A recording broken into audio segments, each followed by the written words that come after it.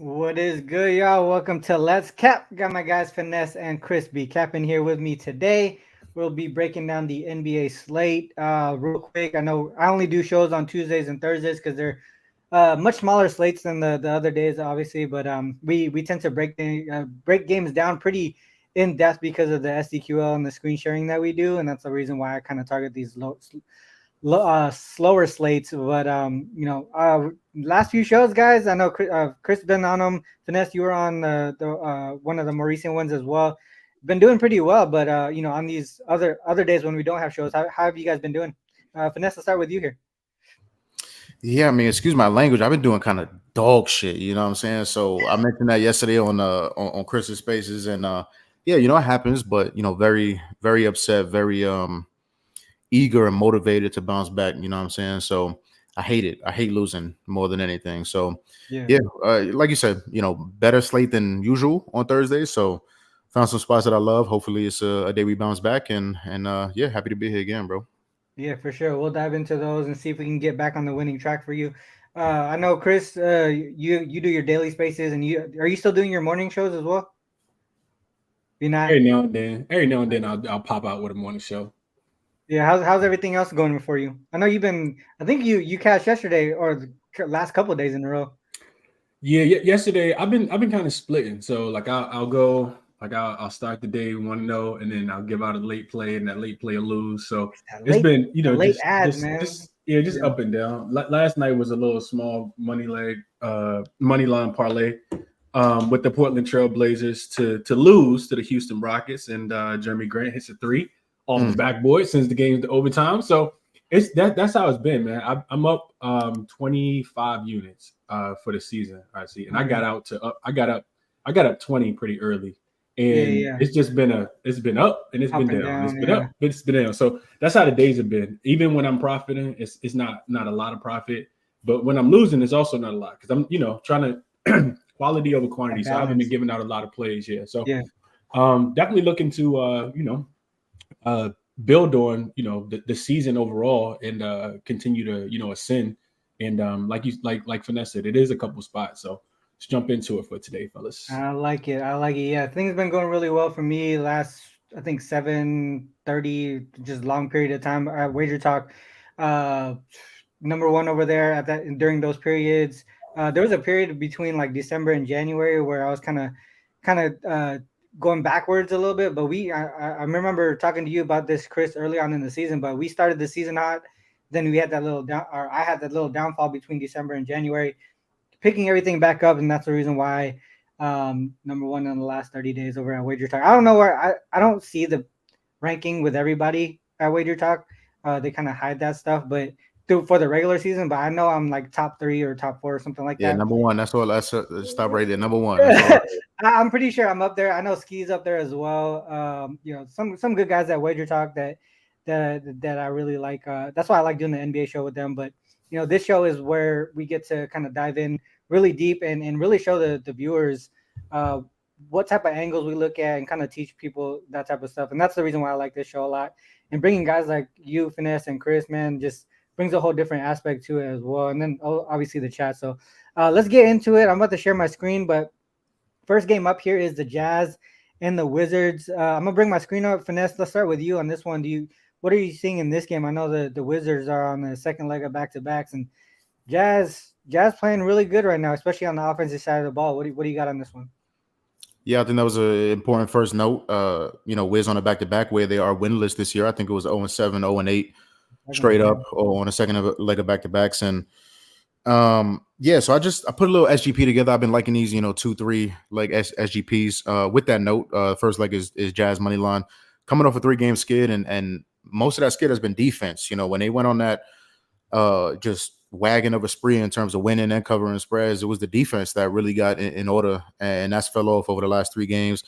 3 straight L's, perfect bounce back spot, even on the road against the Wizards, who play absolutely zero defense. Second leg of a back-to-back, like I said, where they're winless, and they're kind of still getting smoked in those games as usual. So, yeah, just think this is a get right spot for the Jazz. Second leg is Kuzma 15+ points, and then third leg is Lowry 2+3. So Lowry coming off a game where he only made 1 3, No back-to-back games this year. We're making less than 2-3. So I like the bounce back spot. Volume should be there in a really, really good matchup. And Kuz 15 plus. I mean, his regular line is like 21, 22 and a half around there. So 15 plus, but a good defensive matchup versus the Jazz. Pretty self-explanatory. Those 3 legs minus 108 on FanDuel. Really, really like that. Yeah.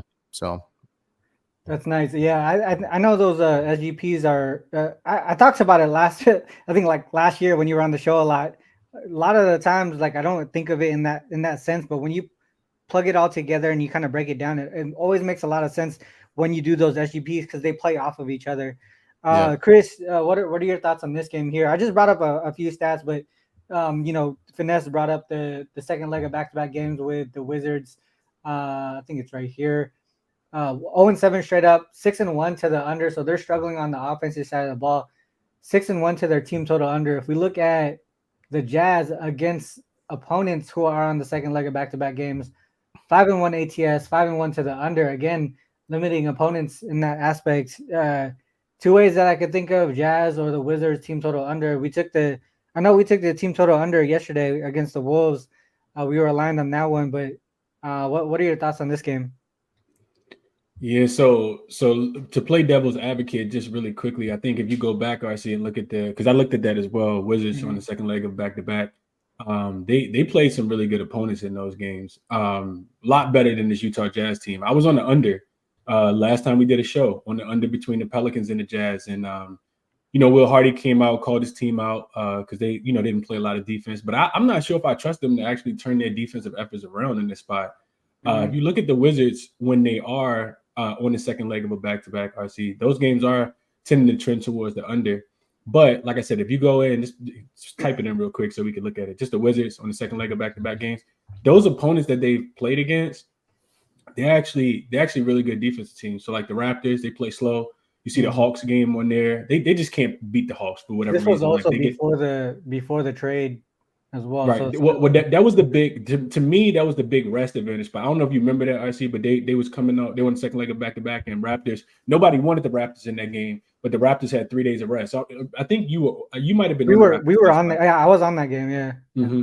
So that one there. But like these are really good, solid defensive team. The Jazz are the outlier for me. Outside of the Kings that's on that list, like the Jazz are pretty much an outlier. So that's the one thing that kind of talked me off, like the Jazz, potentially. I mean, the Wizards potentially like not being able to score.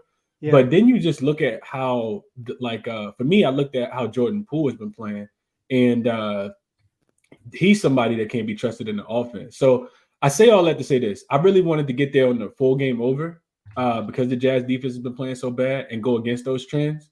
And the Wizards on the second leg of back-to-back probably just going to play a little, even faster, even though they have been playing more defense and their games have been trending towards the under. I think 4 of their last 5 have gone under. So I couldn't really get there. It was too conflicting of a side for me. Going back to one thing Finesse mentioned, and I want you to look at this as well, RC. Yeah. Looking at road favorites, Finesse kind of mentioned this, road favorites that are laying, not even this season, just in general, the whole database. Road favorites laying 6.5 points or more. I think this line is like 7, and they're off 3 straight losses. Those teams typically play really, really well, and it kind of points to the Jazz. I think maybe team total over. I know the number is pretty high, but if I'm playing it, I think that's the way I'm looking. So what was the number? Over? Yeah, what was the number? I see. What did you get? You got what was ATS number? 65, 38, and 1. So that's what, 63%. Yeah. So add in there that they're rested. And then the number it's about the same. You see, it is stretching towards the under though. Add in there that the opponent is also unrested, RC, and it gets really good for the Jazz in this spot. 11-2. That team total over is very interesting, just because where did it go? If you just look at the Jazz, so there's this period where I think they started to get a little bit healthier, but since the sort of the second week of December here, right? 15-8 straight up, 16-7 ATS. But if you look at their team total, and if we just kind of filter right here, they've only gone under their team total 3 times in that span. That's a 23 game sample size. And That's now a they whole get the worst defense in the league, and that now plays at a top exactly, and 5 on the second leg pace. of back-to-back It games makes sense to where take the team total over. What's the number? it Our does. season 124, 123, probably something ridiculous. Right now, so I'm looking at Wagertalk's odd screen page. It says team total 126.5. So it came up. It did come up. It did come up, but let's dive into that a little bit more. All right, so we got 123.6 is their average in that span. Sorry, the Jazz in that span, right? And we go, what's the total? 245. Sorry, let's look at these higher totals. Say greater than or equal to 240. How much are they averaging there? 130.8. Right. So we're looking at a high total in the spot where they are playing really well offensively. Only went under the team total once. And that obviously against the Celtics, obviously that's definitely reasonable to say. You look at these Pistons team, well, they went OT, but they went over in regulation. Spurs over. It seems like a spot they do get over that team total. So real quick, RC, let's look at the Wizards this month, real quick. The Wizards this month? Yeah, so just Wizards this month. Because they've slowed down just a tad bit from being able to score the ball. Now, granted, the Jazz defense is terrible, but look at them, look at their scoring. Like they've gone under their team total. And this was something I looked at when I was looking at the team total under yesterday against the Timberwolves. They've gone under their team total. Their offense has really slowed down. I think it's correlated with, Jordan Poole not playing well. Denny Avdia stepped up on the offensive end. You got Marvin Bagley, who, rebounds the ball a little bit better. And now you got a true, backup center because Daniel Gafford comes back in the starting lineup. So it was conflicting. Both of those things are conflicting. I feel like the Jazz may not need, they could score 124 points and beat the Wizards 124 to like 114, or 124 to 117 and potential team total not go over. So all of those things kind of conflicting, but I think if I had to play it, it would probably be that team total over. Just to stay away from the spread. Is on it already. 126.5 is ridiculous. Yeah, they understand. So this is from Kane. I looked at this as well. Home dogs off of a loss as a home dog, and they were double-digit dogs in that last game. And second leg of back-to-back game. Literally like y'all speaking another language. Like that's literally what it is. All right, so last game they're double-digit dogs, and they lost at home. They're a home dog again, and they're on the second leg of back-to-back games. So that's 3 parameters there, basically. They get smoked. Yeah, they get fucked up. I know. I was on Jay's show earlier. I know he liked the Wizards, but I can only look towards the Jazz and that team total over. I know, or the Wizards team total under. Those were like all the different ways that you could look. And if that's the case, then Jazz seems like the right spot, right? Wizards team total under RC may make a lot of sense because I bet you I know what Jay said. Jay probably said that Wes Unseld went to the front office this morning, so they're gonna play. I figured that sounds like something that Jay would say. It makes a lot of sense. It makes a lot of sense. I was looking towards the Wizards when I first started handicapping the game as well, just because they've been covering as these big dogs, and I know one thing for sure. I can't lay 7.5 with the Jazz on the road like that. That's something I'm not in the business of doing. So that's why I kind of pivoted towards the team total.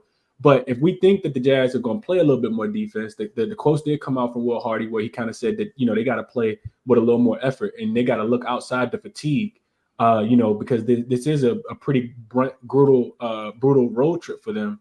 Yeah. That I do think it could be correlated with that Wizards team total to go under. Like, granted, just because it's inflated, right? Both totals are a little bit inflated on the second leg of a back-to-back. So maybe it's a Wizards team total to go under. That way, if they cover, and the Jazz don't get to their team total, you stay away from the spread. I think that could be it. I know it don't make a lot of sense to the people that are probably listening, but it's just the way my brain works. Yeah. Yeah. The one thing that talked me off of the Wizards team total under, though, is just if we look at fast break points, I know they get a lot of they get a chunk of points from fast breaks, right? And points off turnovers. If you look at fast breaks allowed, the Jazz are right there, and also points off turnovers as well. That's last 10 games, the same thing, I see. What was that? Last 10 games, same thing. I didn't break it down to last 10, but I did look at full season. So if we look at fast break here, Wizards still up there, and then Jazz, still there. That's the only reason that talked me out. But I think if the pace keeps fast, keeps going fast, the Jazz should be able to still click offensively and just kind of cover the game from that aspect. But yeah, that's what got me off of the team total under though. Makes a lot of sense. Yeah, let's move on to the next one here.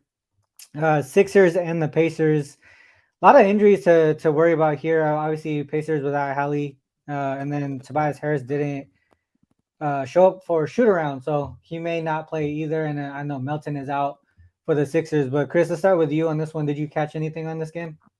Yeah, I played the under here. I just came on here. We talked a lot about the under in their most recent game, the Indiana Pacers. They were playing against Denver the other day. And I think it's a lot of that specifically for me. When I look at Denver, I see some aspects of Philly. You see a dominant big man. You see a team that can play at a little bit slower pace. I also think the injuries, like come into play as well. Robert Covington's going to be out for a couple more weeks. Anthony Milton also out. Jalen Smith on the opposite side listed as questionable. And Tobias. If Tobias doesn't play, that's 17, almost 18 points per game that's going to be missing as well. So we cashed the under in the Indiana and Denver game the other day, and I think the fact that the books keep setting this total so high without Halliburton playing, to me, is the thing that kind of jumps out. The Pacers, then we know the Pacers as a top five team as far as pace in the NBA. They're 19th in pace over their last 3 games without Halliburton. 7-3 to the under without Halliburton, 70%, and 3-0 to the under since the trade happened with Pascal Siakam. And those games are averaging just 227 points, and they stand under by an average of 12 points per game. And they've been playing against pretty good offensive teams. If you go through and look at who the Pacers have been playing against recently, I know they had that one game against the Blazers. Don't look at that one, but they played against the Suns. They played against Denver. We're talking about really good elite offensive teams. So having that extra day to be able to practice, I think Philly could come in here kind of sleepwalk through this game. I also like Indy. I think Indy can cover this number. I've been watching them play. And they've been taking teams to the wire, whether they win or lose. And I also am of the mindset that I'm not willing to continue to fade a team that plays hard for their coach, consistently. So Philly can win the game, but I do think that Indiana can keep this one close. And it goes against all the trends for Philly because Philly is good. I looked at them as road favorites with Joel Embiid in. They typically win. They typically cover. But first game off their road trip, Joel Embiid just dropped 70. They got to figure something out. So I think it's going to be a slow paced game. I think Tobias not being there, leads me more towards the under. 239 is what I got it at, minus 106 on FanDuel. But yeah, I just think we see, a little bit slower pace of a game. You got to slow it down and be some way. So keep the ball in your hands. That'll help.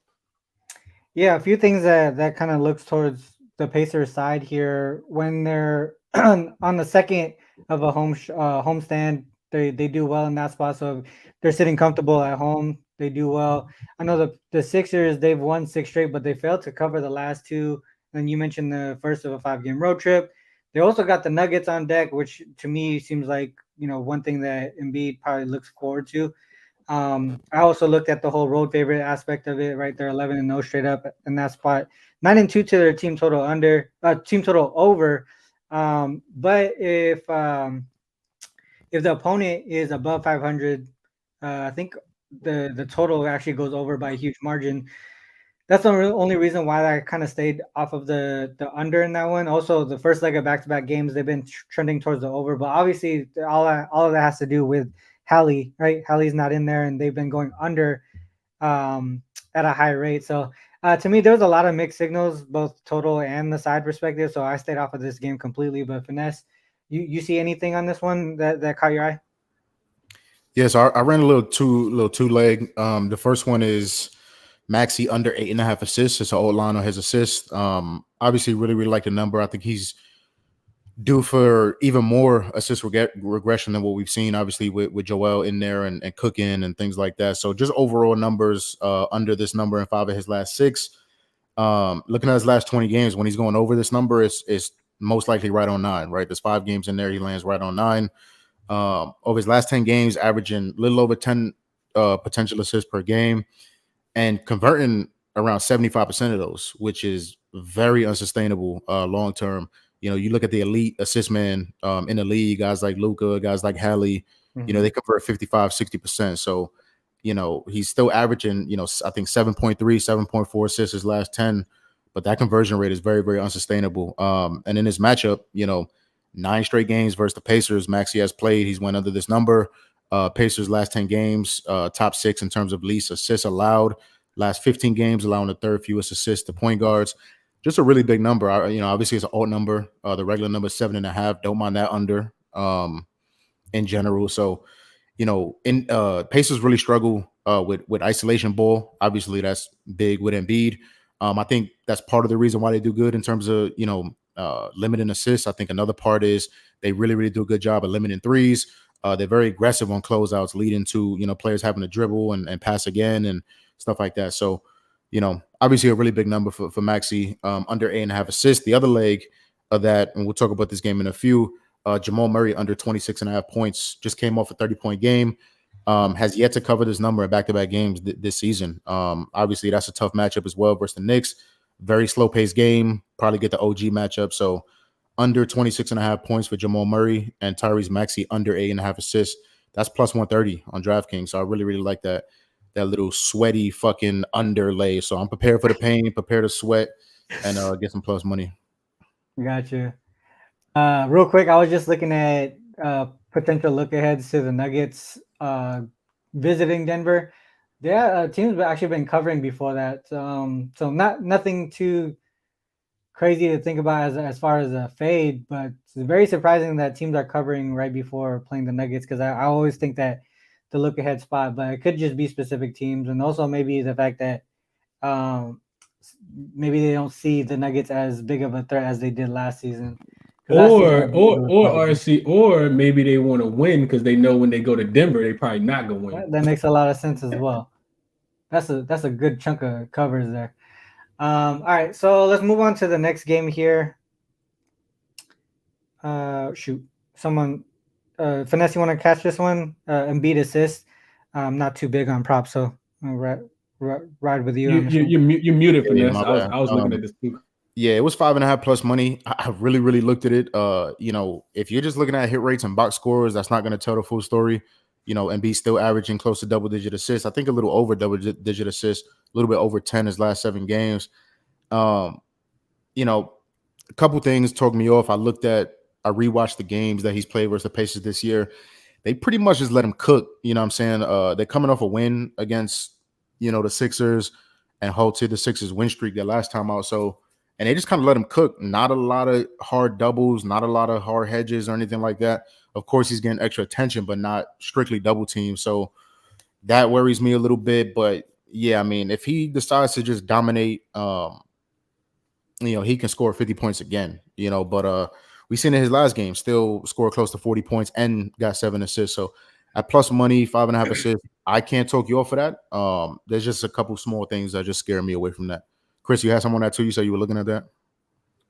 No, I'm just thinking to myself, it a lot of what you just said, Finesse, like it makes sense, and then you kind of go through it a little bit deeper, and you're like, maybe he finished right on the hook at 5. A lot of the times these plus money, props are plus money for a reason. You see, that juice on the opposite side, and yeah, just it's a sharp. I think it's a pretty sharp number. I'll say that.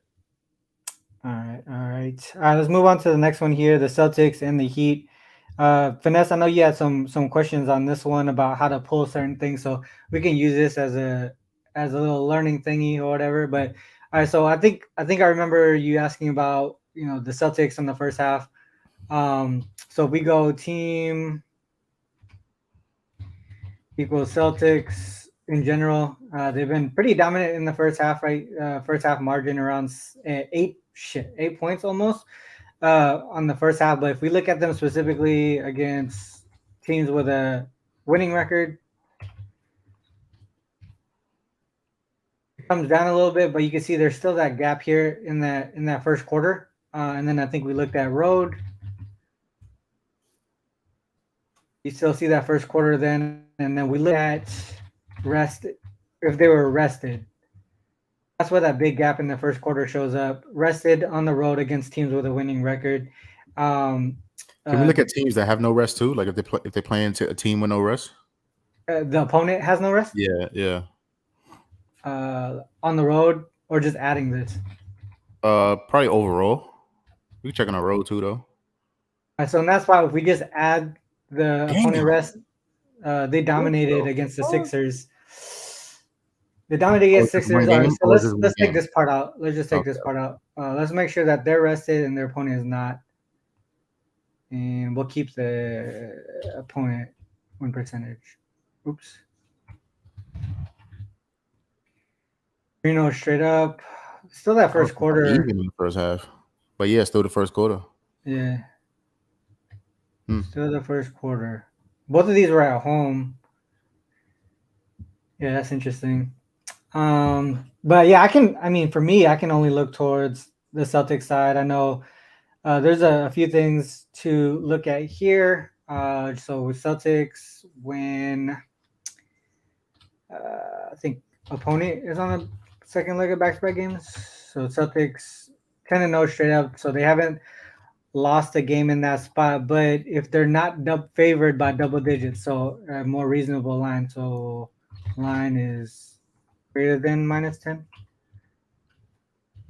If they're not double-digit favorites, they've won and covered in each one of those. Again, that first quarter is a huge margin there. They did take care of the Sixers, the Knicks, Pacers. I don't know if Hallie was there, but they were both on the second leg of back-to-back games.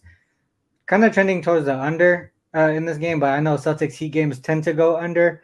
If you look at the Heat side in general, like their offense is just very bad.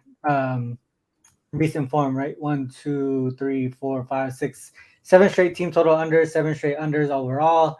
Failed to cover last 4.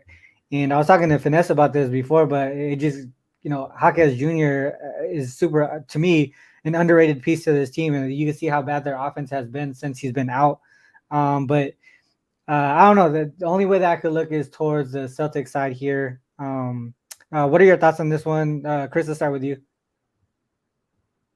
Yeah, I agree. I think it's a pretty big number, but the Celtics typically win and cover these big numbers. And I don't know, man. Maybe the Heat's is still, a tad bit too overrated. You see them lose as double-digit home favorites yesterday, after losing 3 games. And, a part of me is just like, man, Spoelstra is going to figure this thing out, Granted, they don't got Jaime Jaquez Jr., but, you still got Tyler Hero. You got Jimmy Butler. You got Bam Adebayo, right? Duncan Robinson's still there. So, what specifically is going on? So, I think the Jaime Jaquez piece is really, really big. I was thinking about this last night. I'm thinking to myself, I think Jimmy Butler probably benefits the most from Jaime Jaquez Jr. being there. From the standpoint of, he kind of gets to take the regular season off. We know he doesn't care about the regular season. You get to let, Jaime Jaquez Jr. kind of develop. And Jimmy, he don't got to worry about, cooking as much. And I think in these last couple games, Jimmy hasn't – we know Jimmy to be a superstar level talent when he wants to be. And you go through and look at those games, RC, because the thing that correlates for me is Jaime Jaquez Jr. has been out. Jimmy Butler's been in, right? They kind of missed each other. So you get Jimmy Butler back. He got 30 points in his last 2 games. And it's not like he's not shooting the ball he's not shooting it bad. He's just not shooting the ball. So I think, now you get, really good defenders, Boston team coming back. Super healthy, just got to win. Boston feels like, to me, they're taking all their games really, really serious. We see them go into Dallas the other day, and they won the second leg of a back-to-back in that game and smoked Dallas. So they're taking these games very, very serious. The way I was looking at playing the game was kind of correlated with what you said, RC, and it was Miami Heat team total under. You mentioned a lot of the points, but on the Boston side of things, they're the second best defensive rated team over the last 5 games, 5-0 to the under in their last 5 games. And they've held each one of their opponents under their team total as well. They're allowing just 102.6 points per game. Boston has also held 6 of their opponents under their team total when they're a more rested team and they're on the road. So the defense has been traveling. Porzingis is going to be in there. Al Horford's going to be in there. Remember playoff revenge. I think that Boston just don't like Miami. So I can see them playing, really, really, really, really tough. Also, Jrue Holiday, who was in the same, conference, also doesn't like Miami. They were eliminated by Miami last year as well in the first round. So, and when you flip it to the Miami side, I know you mentioned some of these points already. I see just real quick. Miami is the 5th best defensive team over the last 5 games. Worst offensive rated team. and playing at the second slowest pace over the last 5 games. They're 10-2 to the under in the month of January. So Miami team total under 107.5 is something that's in my bet slip. Just haven't hit the submit button yet. Yeah, just in general in January they're down there. As far as before the show started, right? Me and RC were talking about. I brought up to him the first half Miami team total under. Did you look at that at all? Nah, I just don't think they're gonna score over time. I don't care if it's early or it's late. But I will say this real quick, and I'll say this before they beat Brooklyn, and I was on Brooklyn in that game. Before they beat Brooklyn like a week and a half ago, Miami was a very good ATS team in the first quarter and in the first half of games. Like that's when they would typically score, and then as the game goes on. Yeah, specifically at home too, but like overall, like that's where they would, score points. Now, I'm not sure what's going on, especially when you letting Vince Williams Jr. come in there and give you buckets. And Jared Jackson Jr. wasn't even really doing that much last night. I'm not sure what Miami's doing, man. I watched the post-game interview last night. Bam said, we got to figure this thing out. Like, sometimes he feels like they're overpassing. They're getting into the paint and trying to make the super correct play versus just taking the wide open shot.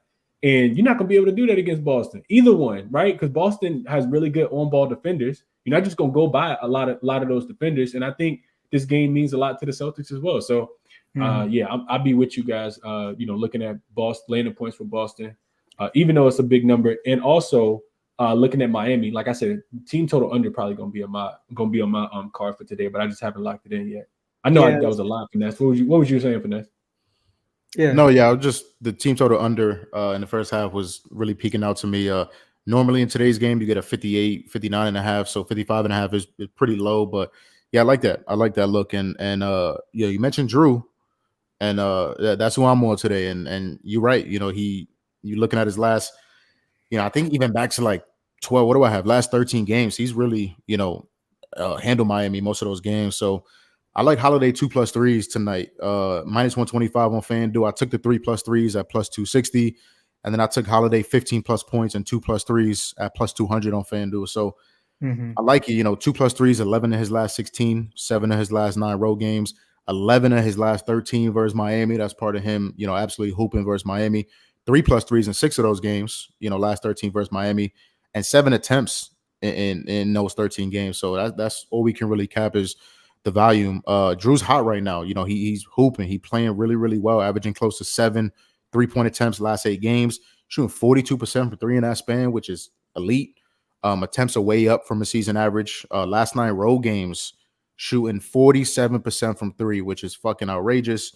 Last 9 games overall, 54% of his shot attempts are coming from 3. That's highest of any starter. Even guys like D White and Tatum. And it's a great matchup. Last 5 games versus Miami. Miami's 26th in 3-point attempts allowed, letting opponents shoot 38% in that span. Miami defense, in terms of the 3, slightly worse at home. What do we got here? Yeah, so in terms of catch and shoot and corner too, I thought this was really interesting. Holiday's taken the most corner threes the third most corner threes on the team, and shooting 63% on corner threes this season, which is fucking crazy. That's crazy. Miami's allowing the 4th most 3-point attempts and the 4th highest 3-point percentage on corner threes this year. Same thing with catch and shoot. Their bottom 10 catch and shoot team.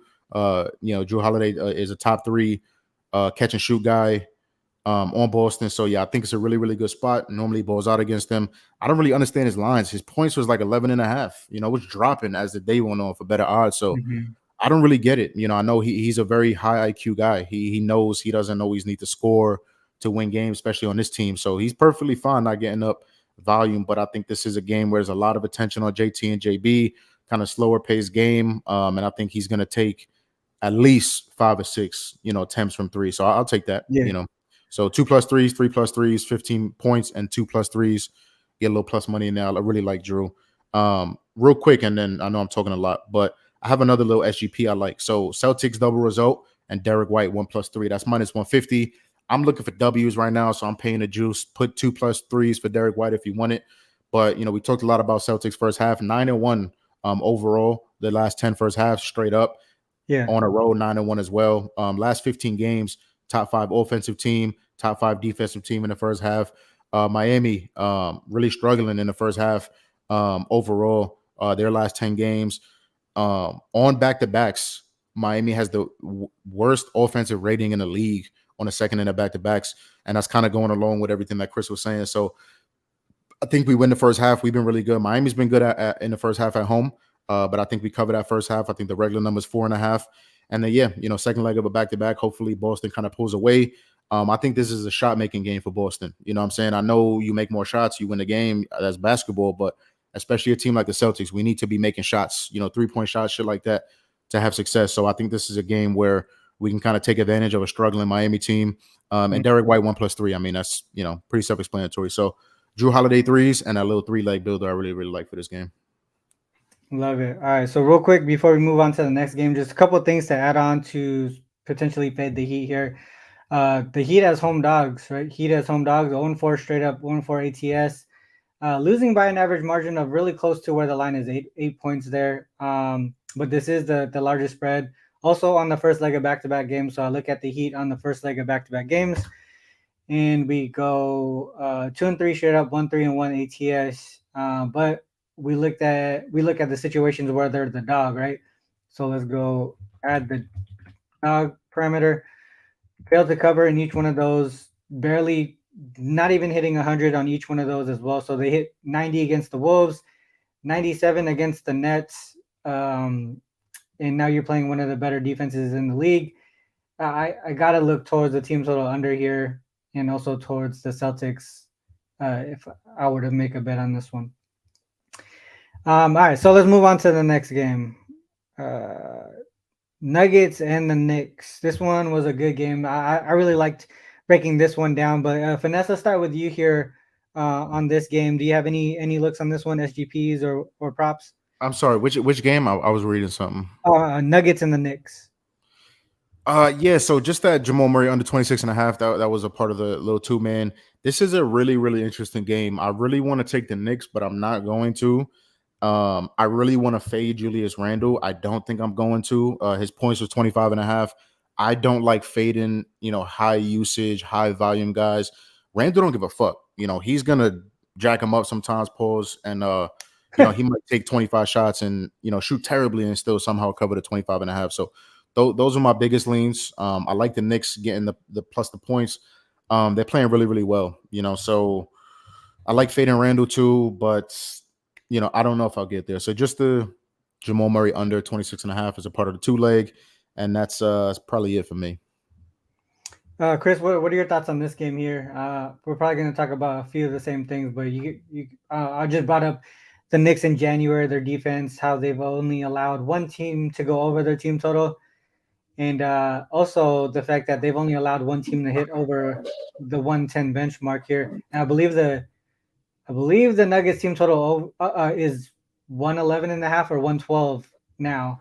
Last night it was 113.5, and I took the under 113.5 last night. But the Knicks plus the points and the under kind of led me towards the Nuggets team total under. So, but what are your thoughts on this one? Yeah, it's like Vanessa said, it's a very conflicting game in my opinion. I see. I'm not in the business of fading Denver right now. They're one of the hottest teams, and I think they're on this East Coast road trip. Yeah. And it's the last game before they go back home. Typically, that's fatigue spot. But I think Denver is better than New York. I know that they're at home. I know New York is at home, and I don't like the spot. Like this, when we think about what Denver just did, they lost in Philly, but Philly shot the ball remarkably that game. And I think I don't think the Knicks got as much offense as Philly does in that game, right? And then they go to Boston and they win. And if you can win in Boston at that Garden, to me, you can win at Madison Square Garden as well. So I do kind of lean a little bit more towards Denver. I think if I was playing it, I'd stay off the spread because I know they're not the greatest ATS team on the road, but I'll probably just take them on the money line. I'm not sure I see how how New York is going to be able to score in this game. Right, like I'm thinking about Aaron Gordon being able to kind of neutralize Julius Randle from a player, from a matchup perspective. Mm-hmm. They also got OG Anunoby that they can throw at Jamal Murray. So then you rely heavily upon Michael Porter Jr., Aaron Gordon. I'm sorry, you also have a really good matchup for Jalen Brunson. I'm sorry, for Jalen Brunson. I think he can, have a good game, but I don't know if any of those other guys really scored a ball. I see one thing I looked at was the Knicks, when they're playing against competition, they typically don't. They've been beating up on some cupcakes, it feels like. So looking at Denver, I feel like they've had the tougher schedule, and I don't know if the fatigue actually catches up with them in this spot. So I lean towards Denver. Like I said, if I was playing it, I'd play the money line. I do like the under, like you said. I think this is a game, RC, that wouldn't surprise me if the game was 105-98 at the end. These are two very, very good defensive teams, and I probably should have just pulled the trigger last night when I handicapped it. But what I wrote in my notes is that both teams are bottom 6 and paced the last 5 games, so neither one of these teams want to run fast. Knicks, third best defensive rated team. Denver, top half of the league as well. Knicks 7-0 to the under in home games this month. So yeah, I like the under. I think I might still get there with the under and stay away from the side. But if I had to play the side, I would take Denver on the money line. I'm not sure how much they win by, but I do think that they've been really caring about these road games, and it could just be Jokic, playing for Coach Denny. They're undefeated, I think, since that's happened, and they're rested in this spot. Granted, it's the last game of a road trip, but they are, coming off a day's rest. And I also feel like the Knicks got super lucky and won that game the other day. JayMoney would tell me JayMoney would tell me they're teetering on a loss. So I think Brooklyn loses this game. I think New York loses this game today and Denver wins. I take them on the money line if I had to get involved. And I like the under as well. So the only reason why, so if we look at the Nuggets, though, obviously they're on the last leg of that road trip, right? And you could kind of say that they're also teetering on a loss as well. I mean, I know some of these margins you're seeing here against the Celtics, the Wizards, and the Pacers, 2-9-5, but you could see that their offense is kind of waning, right? Their energy is kind of waning a little bit. So to me, and then they also have that, to me, a big rivalry game against the 76ers with Embiid and Jokic or whatever. But to me, it seems like they're also teetering on a loss, and that's the reason why I kind of look towards the team total under. They're starting to fade a little bit, right? You could see the energy going. Then you pair that with the Knicks, the fact that obviously they haven't been playing the best opponents, right? But they're still playing really solid defense regardless, right? The books, they're not adjusting enough for the Knicks defense. One of the biggest things that the Knicks do well is defend the perimeter. I know not a lot of points come from 3 for the Nuggets, but it's something that is limiting some of their key guys like MPJ and all that stuff, right? So for me, perimeter defense is solid.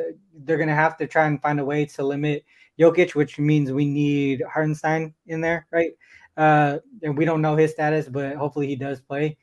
But for me, there could be a situation where they can cover or not cover and still stay under their team total. And that's the reason why I kind of targeted that more than anything, because you could see they're winning and covering, still staying under their team total the last 3 games. Same thing with the Knicks side. If you go to the Knicks side here,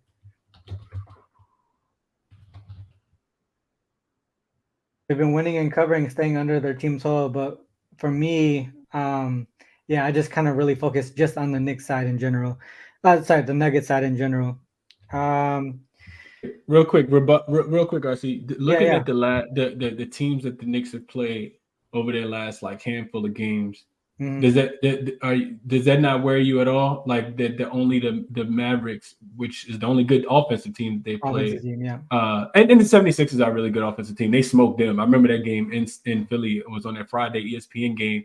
But does that not scare you a little bit? Because I think Denver is still top 6 offensive rated team, or you think just combination of being on the last? It is a combination of both. Yeah, it is a combination of both, and that's the reason why also that I took the team total, because obviously when you can beat teams and you can dominate teams, you tend to not push the pace, or you tend to not play as strong offensively, and that's the reason why I stayed off of the Knicks. Focus. What if the Knicks end up going over their team total some aspect, right? If I think the Nuggets defense starts to struggle towards the end of this, and they're not as focused because they want to focus on the Sixers, the Sixers on deck when they move home, then there's a piece where the Knicks can end up finding a way to get up and over, right? So that's the reason why I focus on the Nuggets side, the travel fatigue, along with the Knicks playing solid defense, in my opinion. Especially on the perimeter. Like I said, I think the biggest issue is not having that big there, right? So Hartenstein or whatever it might be has to be able to stop or limit Jokic in some way, right? So that's the big question mark in my opinion. But yeah, overall, I think, like I said, Nuggets can win, they can cover, and still stay under the team total, in my opinion. Yeah, real quick, odds that Joel does not play against the Nuggets, minus 250. You think he don't play? I mean, come I on. mean, he wants the MVP, right? And you got to have that game minute, that game minimum or whatever. So I would We'll think he would see. want to play. I would think he would want to play. We'll see. Yeah, we'll see what happens. All right, let's move on to the next game here. We got the Wolves and the Nets. I don't really have much in this one. Just competing numbers here. Obviously, the Wolves should be the better team here, or they are the better team. But second of a 4-game road trip, third game in 4 nights, second leg of back-to-back games. The situation tells me to stay off. But the Nets are kind of bad. So to me, conflicting stuff. No play on this one for me. But Finesse, anything on this one? Absolutely nothing. Chris, what you got in this game? I don't got nothing on this game either, if I'm being honest with you guys. I mean, the things that kind of jump out to me, we cashed yesterday with taking Washington under the team total, but that was a faster paced game. Now the books know. I think Brooklyn is bottom 5 offensively, and I think you really just look at this game from the 3-point line. I see if you think that the Brooklyn Nets if you think that the Timberwolves are going to play that same level of defense that they brought to DC last night, and they, that's going to carry the travel from DC to Brooklyn tonight, and you also think that they're going to defend the 3-point line, then you just take Minnesota to cover, because Brooklyn's offense is just not it right now, and it does kind of feel. I know we're conflicted about certain games at certain times, but if you've looked at every single Brooklyn game over the last 5 games and said, man, like I really want to fade them, but maybe not tonight. You've left a lot of money on the table because they just can't close the game, right? We were on the show the other day, talked about them playing against the Knicks, and I was off in that game, but I did live bet the team total under in the fourth quarter based on those trends that we were talking about. So even if this one is close, I'll give the recommendation to the viewers as well. The Nets just really, like if you just look at them over the month, they really struggle in the fourth quarter, only averaging about 23, 24 points. And I think that's because they don't know what they're doing. Jacques Vaughn doesn't know what lineup he's going to put out there. So the ball, they just don't know. And from a matchup perspective, RC, Brooklyn, I know that the Brooklyn Nets are typically, they generate a lot of points off second chance and offensive rebounds. They're a really good rebounding team. But you're not getting any of that against the Timberwolves. Not with Naz Reid, Rudy Gobert, Karl-Anthony Towns, Anthony Edwards. They got really, some really good rebounders. So this could be a game where I kind of wait. I know Conley is still listed as questionable as well. You definitely want him in there to be the head of the snake because offensively they're just so much more fluent with him, being a primary ball handler. But I could potentially get there. I don't necessarily like taking road favorites on the second leg of a back-to-back third game in 4 nights, but I do hate the Brooklyn Nets, though. I'll just say that. It makes a lot of sense to me. Overall, their current form is not something that you could back. I just look at the spot in general isn't one that I back either for the Wolves. So what you got there, RC? Like I look into this stuff all the time, right? Timberwolves unrested so far, 2-2 on the season, straight up and against the spread. But look at the opponents they're playing. They played the Suns, the Lakers, the Celtics. Those are 3 playoff teams. The Grizzlies not, of course, and they won and covered the game. And now they get the Nets, and that's not going to the playoffs. Now I don't know what. They're not going to the playoffs. So I just from a trend perspective, I'm not sure the Nets gonna be able to score as many points as those teams did either.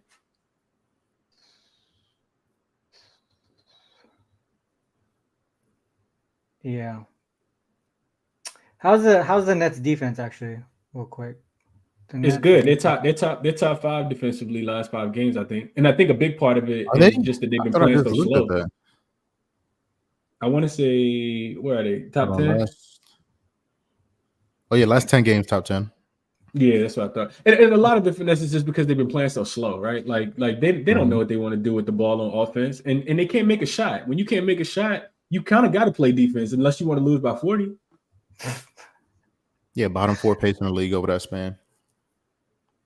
All right. Well, which way were you leaning on this one, Chris? Laying the points. If I'm playing, I'm laying. Especially with a short number like that, I feel like they that's a one possession game. You need the Timberwolves to be up by one possession and to hit some free throws late, and it shouldn't come down to a one possession game. I don't feel like so. We'll see. I haven't played it yet, but that's what I'm looking at. All right, let's move on to the Kings and the Warriors. This one, obviously the Kings with the solid rest advantage there. Warriors on the second leg of back-to-back games, but I don't really like fading the Warriors as dogs. They've been pretty good the last few seasons, but I don't know. I don't know about taking the Kings as road favorites either in this spot, but didn't play anything on this one. Chris, let's start with you here. What are your thoughts on this game? Yeah, so a tad bit different, RC, and I haven't gotten to the window with this either, but I think the Kings are the play in this spot. I think from an emotional standpoint, I just feel like, the Warriors left a lot out there on the floor last night. I watched that game. Atlanta was winning in the first quarter, and then almost like they just kind of faded. I'm not sure if the league set it up like that or what, but they, couldn't make shots. And Golden State was playing some pretty inspiring basketball. The Kings, however, RC, if you want to fade them, typically you want to do it at home. On the road, they've actually been playing some pretty good basketball. 13-7 against the spread on the road. They have lost their last 3 in a row on the road. And the Warriors are 5-2 straight up, 4-3 against the spread when they're unrested. But they're just 1-4 this season as home dogs. So I know you talked about not really wanting to fade them too much. This is the third matchup of the season. Golden State's won the first 2. So to me, it feels like a spot. And I know Golden State had 8 days off before they played yesterday. So, they probably are still, not as tired as other teams are because that's a very, different spot that they were in. But the rest advantage speaks to me in this one, RC. Divisional road favorites with 2 days of rest facing an unrested opponent, 35-9 straight up, 79.5%. And that's, you could play the money line on this one, So that's an 80% trend that says, in divisional games, we know teams take divisional games seriously. Divisional games, you take the spread in this one.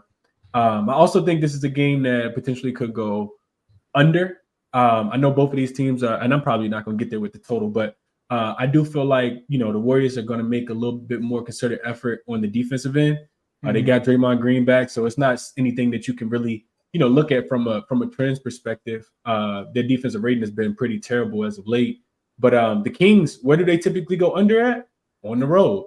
You go in and look at the numbers. The one time that these two teams played earlier this season, it was a super low scoring game. The game that was in Golden State, it was a super low scoring game. So I like a rested Kings team here. If I'm playing, I'm taking the money line for the Kings, but probably something I'm not getting too heavily involved in. That's just what the research tells me. Gotcha. All right. So real quick, before we move to finesse, Itachi brought in a query since 2021. A team with at least or with more than a day of rest against an unrested team, so second leg of back-to-back games, and is a road favorite, a divisional road favorite. 9-0 straight up, 8-0-1 against the spread, up and over their team total in each one of them as well. Itachi, stay on my notes, bro. I said that. And then so that says to play the Kings. Right before he put that, I was just looking at this season with pretty much the same parameter. So at least 2 days of rest against an unrested opponent, second leg of back-to-back games, and our favorites, 21-8-1 ATS in that spot. That actually backs the Celtics and the Kings tonight. RC, I know you heard me say that, right? I know you was paying attention to me when I said that, right? Bro, I just be typing shit out. I said divisional road favorites with 2 days of rest facing an unrested opponent are 35-9 straight up. 79.5%. You know me by now, Chris. I just be typing shit out. Sometimes I don't hear. You know that. What did I used to say before? That's a good point, or some shit like that. Yeah. What after you ain't hear shit? Yeah. So that makes a lot of sense. That's what you said. That makes a lot of sense. That's what it was. Yeah. But yeah, no, that makes. It does make a lot of sense. Kings, I was leaning in that direction, but some of these things actually make you want to actually take it now, because I did look at some of these pieces. But Finesse, what are your thoughts on this one? You got anything on this game? I know typically with a lot with a high total, there's a lot of ways to play these games, especially from a pop perspective, right? Yeah, I'm glad Chris went first because we talked about this off air a little bit. I was very interested in this game, and I wanted to see all of this behind the scenes SDQL shit and see if it kind of aligned with the look. I like the Kings too, bro. I don't put I don't put this much into my capping, but yeah, very emotional spot yesterday. Now no rest. That's a tough spot. So we could very much just see a flat spot. The Warriors, let's not forget, the Warriors kind of suck. You know what I'm saying? And they have for most of the year. So I know Draymond's back and all of that.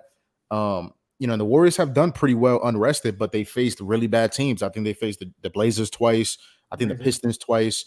So that's not a good parameter. So now, like you said, like Chris said, double revenge spot. Kings have been slightly better on the road, right? So it's no more like the beam shit. Been slightly better on the road, and yeah, I just think they're a better team. From a prop perspective, I haven't dug as much as I wanted to. It's the late game, so it's kind of last on my list. But there's a couple spots I like. I like Curry, and I like D5, so I like both point guards. Sabonis is in a pretty good spot. Whether you like RA or just points, I tend to rely less, on points with Sabonis and just the RA.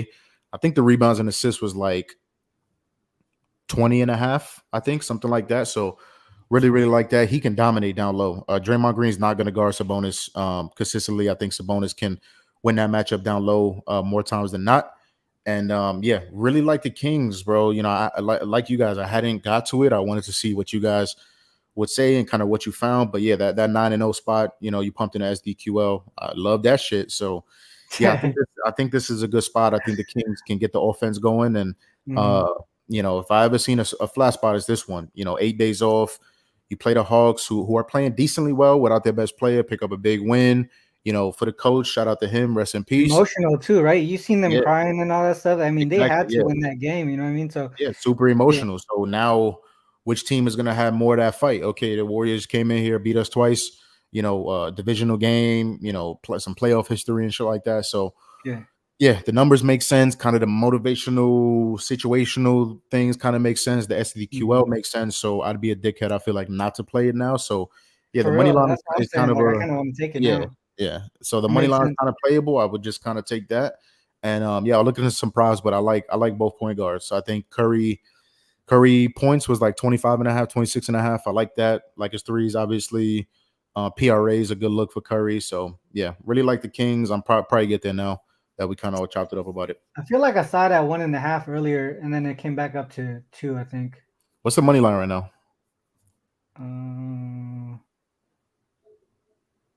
130-ish. Okay. Got shop though. All right, let's move on to the last game. Bulls and the Lakers. Man, I saw this at 5.5 for the Bulls yesterday. I kind of wanted to take it, and I thought it would still be there in the morning, and now it's at 4.5, I believe. Is it still 4.5? Well, it's come back up to 5. I wonder if there's news that AD or LeBron's going to be playing, but my thought was, wait for the status for LeBron and AD, and I could get that open number. Probably going to come back to 5.5 at some point, but I do like the Bulls in this spot. I think just from a momentum perspective and just the fact that they're more rested, I do like the Bulls in this spot. Also, Levine not being in the lineup, they've shown to be a little bit better, both on offense and defense. And then the Lakers side, a couple of things that I looked at from their perspective. At home versus non-conference opponents, seems like they're not taking those games seriously. Only 1-6 ATS, and then also when they're less rested than their opponent, 3-8 ATS, 7-4 to the under. So their offense tends to struggle in that spot. But like I said, I think I'm gonna wait for LeBron and AD to come in and get a better number if possible. But that's the only way that I could look is towards the Bulls, just from a spot perspective and also momentum. Finesse, I'll start with you on this one. You seeing anything in this game? Yeah, very confusing game for me. I looked at this early last night because it was kind of jumping off the board as a little bit of a short number in my mind. I know the Lakers suck. Shout out to Chris. But the number seemed a little weird, right? It seemed like a Bulls number, and that's what I started kind of looking at. Yeah, like you said, I agree. I think they're a little bit better, a little bit more cohesive without Zach LaVine. Kobe White's getting a lot more run, able to play make a lot more, and not resort to resound. I don't know the word to put there, but not just a spot up shooter when LaVine is in there. He does much more spot up work, kind of standing in the corner. I like him more as a playmaker. So yeah, kind of like Kobe tonight. His points are 21 and a half. Kobe White, I think that's a decent number. That's really the only thing. I mean, Bulls. Every time the Bulls play, I look at their opponents' 3-point shooters. They are allowing the most catch and shoot volume and efficiency in the league for the season and lately. So last time I checked, guys like Torian Prince weren't listed. D'Lo, guys like that. Be looking at those guys. Caruso has been quiet wagon in terms of threes, so like that. So just a couple of leans for now. But I do like the Bulls getting the points. I would lean that way as well. Yeah, what are your thoughts, Chris? Yeah, I think Finesse made some great points. I think the biggest thing that I agree with is that Lakers have just been, extremely inconsistent. Like you said, I wouldn't say sucks, but I mean, you could say sucks too. We've been extremely inconsistent. I don't like the Lakers at a rest disadvantage, but I will say this, Ussie. I think it's something to note that while the Lakers are at a rest disadvantage, the Lakers kind of need to stack some wins up. And LeBron didn't play in that last game. When you think about Lakers and rest, the first thing that should jump off is the guy with all the gray in his beard that's been playing for 300 years, right? So LeBron is rested. He didn't play in that game against the Clippers the other day. So the Lakers, granted they have 1 day of rest, but LeBron has multiple days of rest, in this spot. So that's a little conflicting. You mentioned the Bulls being, pretty good. If I want to back them, I typically want to do it without Zach LaVine as well. The last time I backed the Bulls, they were playing in Cleveland, got smoked. I think they scored 90 points. Said, you know what? I'm gonna just put them on the shelf and not play them again. But I watched them play really, really tough against the Phoenix Suns the other day in a game that they should have won if Kevin Durant doesn't hit that fadeaway. So pretty sure they got a pretty sour taste in their mouth. I think looking at the game, I'm upset that I didn't get there with the total earlier. I do think LeBron and Anthony Davis going to play in this game, and the Lakers are playing at a top 3 pace in the league, and Chicago can keep up. So I think something I got to keep in the forefront of my mind is that Chicago team total to go over in these high-paced games is something that I need to, probably just jump on the night before, because the numbers continue to go up for the Bulls. And, it don't matter how many points they score early. I watched the Bulls game and bet on their team total to go over, and they might have 6 points with 6 minutes left. For some reason, I'll turn the game off because that makes my head hurt that they start 1 for 9 from the field. But they always end up with, 113, 114, 115 points. So, I missed the best of the number there, but I do think, Bulls, like I said, they have been able to score the ball, recently. So I like, if I'm playing the game, I know the numbers come down a little bit, and that kind of scares me off a little bit. I will wait until the last possible minute. Lakers could potentially win this game and not cover. RC is the way I see it as well. Lakers haven't been profitable as a home favorite this season. Yeah, man, the whole inconsistency thing ever since the in-season tournament is something that like I've been watching, and it doesn't even the fact that some days they'll have good defense, some days they'll have bad defense, and just you don't know which opponents they're going to show up against either. But one of the things that I was just looking at here, because I wanted to see how teams were doing. This is January. So we have the Lakers here, one of the best teams as far as points in the paint. Opponents, the Bulls' opponents, 42.5 points in the paint. I'm wondering if it's because opponents are shooting threes. I think we did. I feel like we looked at this. Yeah, that's what it is. Yeah, that's what it is. Actually. So they don't defend the 3-point line well at all. So we do that. The Bulls should be. Where the fuck are they? Oh, right here, 14.5. Shooting 30. Yeah, they're giving up 41.2 threes. D'Lo for 3. I like it. Lefty. 41.2 attempts. Sorry. So, yeah. So that's why they're limiting points in the paint. So that doesn't necessarily mean that they're good at defending the paint. Man, maybe I just chill on this one. Yeah, I don't know where to go. I would lean towards the Bulls though.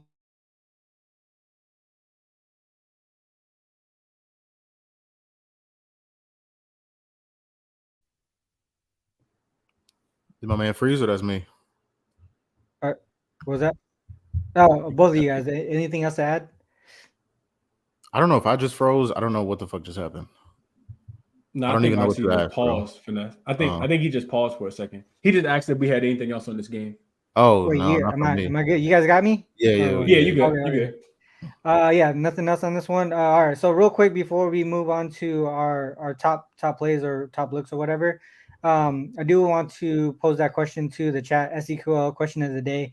If you guys have anything to ask us on how to pull it in SDQL, this is the time to do it. I'll do one of them, whichever one whichever one I think helps a lot of people.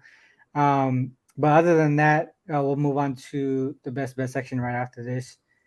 How about you guys? Do you guys have any questions on how to do stuff on here? I know, Chris, you've been doing it for a while.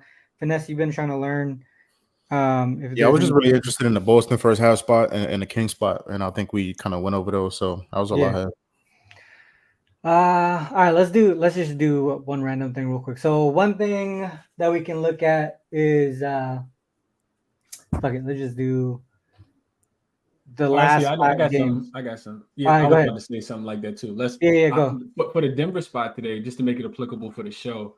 Yeah. Let's look at the difference between how good teams do on the last game of at least a 5-game road trip when they have 1 day of rest versus having 2 days versus being on the last leg and unrested. Let's see what the difference is. Say that again. So Denver is on the last game of like a 5 or 6 game road trip. Oh, okay. So let's look at how good teams do. So like maybe win percentage is greater than 50, 55 when they're on the last game of a road trip, but they're actually rested versus being on the second leg of a back-to-back and the last leg of a road trip. Does that make sense? Let's just start with this. All right, so we have a team on the road that's on the last of at least a 5-game road trip, right? So that means I put the NH there because the next game is at home, saying that it's the last. Mm-hmm. Right. Mm-hmm. So let's just do that real quick. So let's just go from 2018, just so we can use recent years.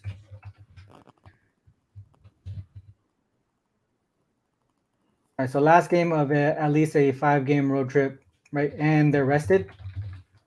And their rest is let's look at. I want to see it unrested and rested. All right, so we go rested. Let's see if I can do this.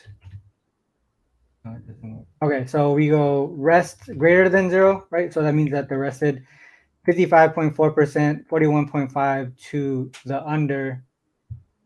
Doesn't apply today, but if we go equals 0. Jazz Knicks. Wait, what game were you looking at? Was it the game between the Knicks and the Nuggets today?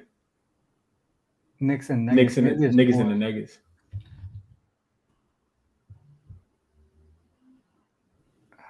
Shit. What are we missing? Are they rested? They're rested, right? Yeah, they are rested. They got 1 day of rest. Okay, there it is. So at least 4 games on the road prior. They're on the road now. Last game of at least a 5-game road trip, and they're rested. So we would lean towards the under more so than anything on the side. 58% to the under. I like it. I think I'm gonna get there on the under. Makes a lot of sense. Even more to the under. Even more to the under. So good teams on the on at least the 5th game of a road trip, the last game of a road trip that are rested play defense, but their offense probably does not score. Am I right, RC? Go back down. Yeah, that makes a lot of sense. If we look at opponents this season, 1, 2, 3, 4, 5, 6. 6 of the how many is that total? 9? Yeah. 6 of the 9. That's what. Yeah. 60. That's you doing pretty good for yourself. That team total under for Denver, huh? All right. Hopefully it hits. We'll see what happens. Okay. What's the query for previous game was not conference? It would just be P conference not equal to all conference. Is that right? P conference. Previous what is it? Oh, sorry, my PO. Yeah, PR. There you go. So conference is not equal to previous opponent conference. That is previous game is non-conference. All right. So let's go to the top looks. All right, Finesse. Let's go with you here first. Top looks. Any closing comments before we cut out? Yeah, so run a little 2-man on DK. Tyrese Maxey under 8.5 assists, paired with Jamal Murray under 26.5 points. That's plus 128. Jazz Wizards SGP, Jazz Moneyline, Kuz 15 points, and Marketing 2+3s. That's minus 108. Drew Holiday 2+3s, 3+3s for plus 260, and 15 plus points, 2+3s for plus 200. I'm gonna make Kings money line official most likely. So that'll be the last one, and yeah, got a little bit more capping to do, and yeah, probably find 1 or 2 more spots. But yeah, appreciate you having me. This back-to-back appearances on less cap. Let's get it. I'm excited. So like I said, I got to bounce back. Looking to bounce back. I'm happy, to be able to chat with you guys and chop it up about looks and thoughts and all of that. So I love it. Thank you for having me, and yeah, let's do it again soon, my brother. Yes, sir. Chris, what do you got? So I think top look on the board for me so far, and the only thing that I've actually played is the under in that Philly and Indiana game. Like I said, without Halliburton, the 7-3 to the under. I think it's still going to take some time to get acclimated. With Siakam being in there, Halliburton being out, and B coming off 70, he might still be drunk. So even more of a reason that it could go under. So under in that game, New York and Denver, really like the under there. I know you talked about the team total RC, but I really like the under, just the overall under in that game as well. We spoke a lot about the Kings. Not sure if I'm gonna get there, but that's definitely at the top of the board as well. Not sure what I'm gonna do with the Jazz and the Wizards, man. I think I'm gonna stay off of that game, but I do think the Jazz team total, if it drops for some reason because they come out a little slow, and I can get under a 122.5 live, I will be taking that number as well. And then Miami team total under 107.5. I see. I'm definitely probably gonna add that one. I think a lot of what we talked about just kind of correlates to them not going 108 points. I mean, if you can't do it against the Grizzlies in a non-conference game on the first leg of a back-to-back, good luck getting it against Boston on the second leg of a back-to-back. So I like that look a lot as well. And then the one thing that we didn't quite touch on, I actually have written this down, but hadn't talked about it too much, is Jason Tatum. My favorite player prop today is your boy, Finesse, the light-skinned Don. Jason Tatum over 14.5 rebounds and assists. This is something that's been cashing. I see Finesse nodding his head like this. This is something that we've been cashing for the last couple of years. When he plays against them, Spoelstra typically does a really good job of taking the ball out of Tatum's hands, and he doesn't mind being a facilitator. I think we've seen him grow in that way this year. He's going to get the rebounds. This is something that he's cleared in 7 of the last 9 games against them, and I want to say 4 or 5 in a row as well against the Miami Heat. So looking at Tatum to go over his rebounds and assist line as well, I see. I like it. It just reminds me like how we used to say you used to look like Nemhard, and Finesse used to look like Van Vliet. Fred VanVleet. I still get that shit. He still look like Fred VanVleet though. But his day, I cut the beard a little bit. You feel me? I cut it like half. That's just hella funny. All right, so for me, I think my favorite look on the day, I gave this out on Jay's show as well. The Nuggets team total under. I did take it at 113.5. I think the best number you could get now is 112.5. I think 112 is that threshold that I would probably stay off of it. 112 would be the best, like the lowest number I would take for that Denver team total under. I do like the Jazz there as well, either the team total over or the spread. I do like Boston on the full game. Both of them on the full game, because there's a piece of me that says Washington and Miami could probably stay in the first half. Even if those teams dominate first quarter, the second quarter they'll probably come back a little bit, maybe cover that first half. But full game, I think from a full game perspective, just being able to be healthy and rested for both Jazz and Boston, Jazz and Celtics, that they take advantage of the full game. Then the other one was I think I'm gonna get there with the Kings. And then I also do like the Bulls as well. But my top look is that Nuggets team total under. All right, well, that's everything, guys. I really appreciate you guys coming on here again. Finesse, I know that was like, what, a 30-minute warning. Can you make the show? But appreciate you doing that. Always able to catch my stuff over at Wagertalk. I know some of you guys see Ski Profit. Me and him is doing a collab right now. So me and him for the next 7 days. That's that's packaged up over at Wagertalk. You can get both of our plays for the next 7 days. I know he's been killing it. Dude's like I feel like 100 some units since like last season. He had one of the craziest runs I ever seen towards the end of last season, going into the playoff, finishing off that year. And then obviously for me, I've been hitting. Well, I think I'm number one the last 30 days, last 7 days over at Wagertalk. So we're seeing the ball pretty well, man. Talk that shit. We're seeing the ball pretty I'm well. about to retire finesse and just buy the packages from them. But other than that, dude, we always have these shows. We give out the free plays whenever you can, but it's just like if you want them when we give them out, you can get them. But other than that, guys, we give out information as much as possible. And one way that we close this out is just, whether you guys fade us or follow us, it's on you guys to make that call. You guys are pushing that button. It's so good luck with all your action. Till next time. Peace.